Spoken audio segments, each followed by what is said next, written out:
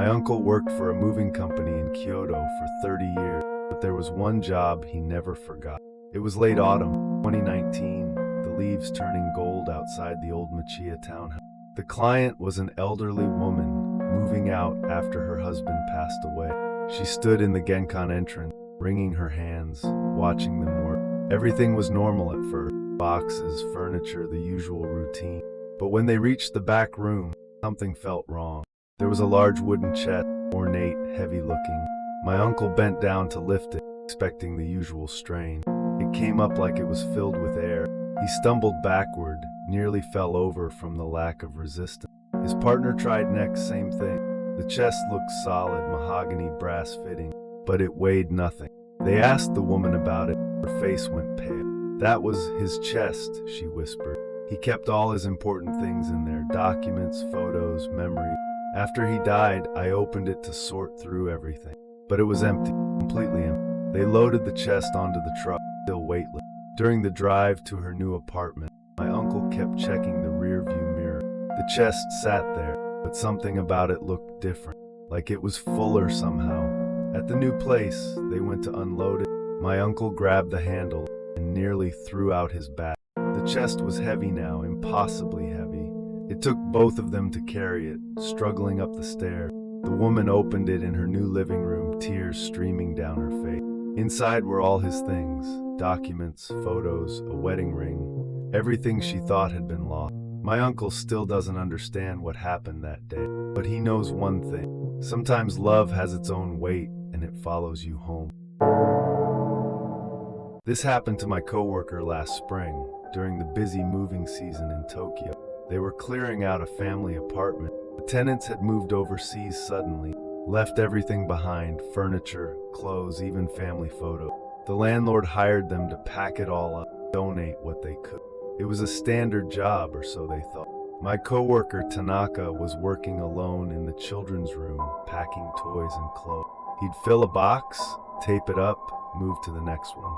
But when he turned around, the first box was open again. Tape peeled back neatly, contents scattered on the floor. He figured the tape was defective, packed it again. Same thing happened, and again and again. By the fourth time, he was getting frustrated. He called his partner from the living room. "Hey, can you help me with this?" Together they packed the box, used extra tape, really secured it. They both turned to grab more items, heard a soft rustling behind them. The box was open, toys arranged in a perfect circle on the tatami. That's when they noticed something else. Toys weren't random. A stuffed rabbit, a wooden train, a small doll. Always the same 3 items, always in the same position. Tanaka looked at the family photo on the nightstand. A young boy, maybe 6 years old. He was holding the same 3 toys in the picture. They asked the landlord about the family, learned the truth. The boy had been sick, very sick, before they moved. Those toys, they were his favorite, never left his side, even in the hospital. Tanaka made a decision. He left those 3 toys on the floor, packed everything else, but left that circle untouched.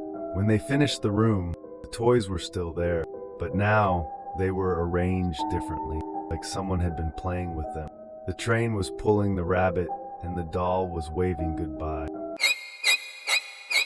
There's a house in Nara that no moving company will touch, except mine did. It was an old Western-style house built during the Meiji period.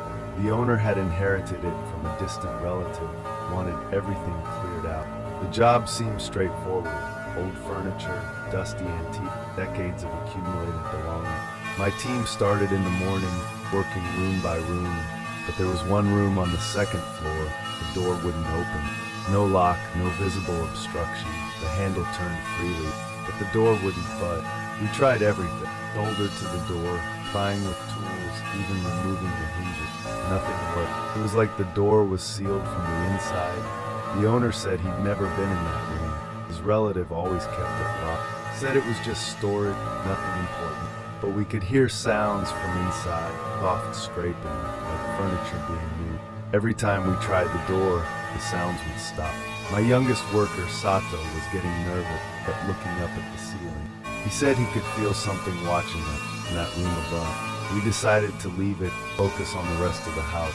But as we worked, we kept hearing those sounds, scraping, footsteps, something being dragged. By evening, we cleared everything out, just that one room left. The owner was getting impatient that he'd call a locksmith tomorrow. That's when Sato noticed something. Wet spots on the hallway floor, dark stains seeping from under the sealed door. We called the police. They broke down the door with special equipment. Inside was empty, completely empty, except for water damage on the floor. Old water damage, like someone had been washing something over and over here. The police found records later. The previous owner's daughter had gone missing 30 years ago. Her room was on the second floor, right above where we were working. They never found her, but now we know why that door stayed closed. Some rooms don't want to be open, and some secrets prefer to keep themselves. My supervisor told me this story about a job that made him quit the moving business. It was a small apartment in Shibuya, third floor of an old building. The tenant had lived there alone for 20 years, an elderly man, very quiet. He'd passed away in his sleep. Family hired them to clear everything out. Simple job, or so they thought. The apartment was sparse, just the basic bed, small table, old television. But the walls were covered in newspaper clippings, hundreds of them, maybe thousands, overlapping each other like scale. All missing person reports dating back decades. Young women, children, elderly people, all disappeared without a trace. My supervisor started peeling them down, filling garbage bags. That's when he heard it, whispers from inside the wall. Soft at first, like wind through cracks in the plaster. But as he removed more clippings, the voices got clearer. Help me, I'm lost. Please find me. Different voices, different ages, all pleading for help. He stopped working, called his partner over. Do you hear that? But his partner heard nothing. Just you, working too hard. Take a break.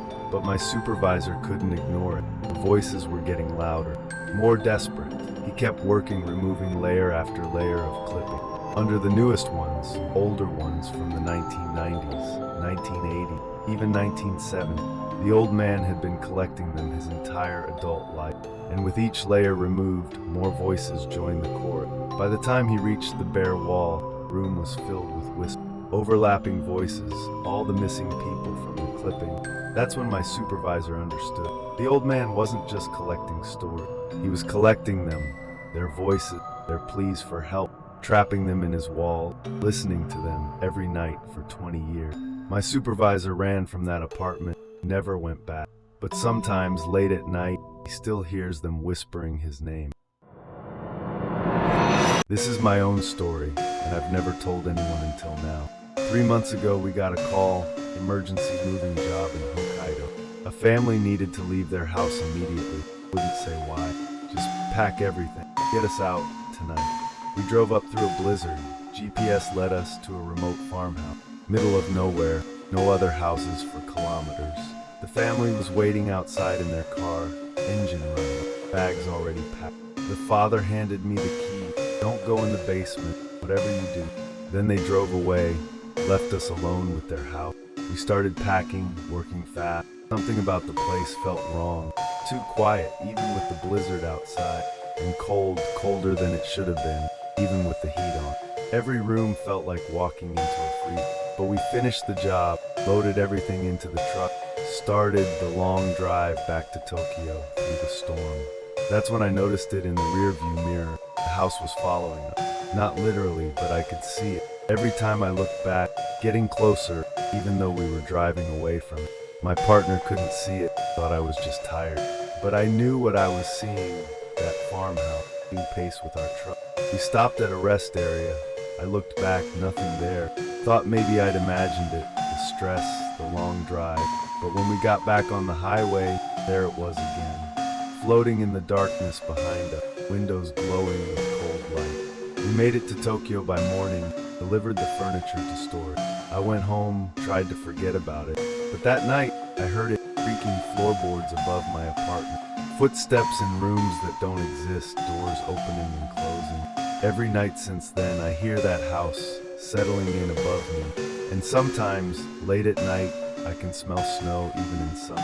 The family never came back for their furniture. It's still in storage. And I'm starting to understand why they ran. Some houses don't just need to be moved. They need to be escaped from. But escape isn't always possible.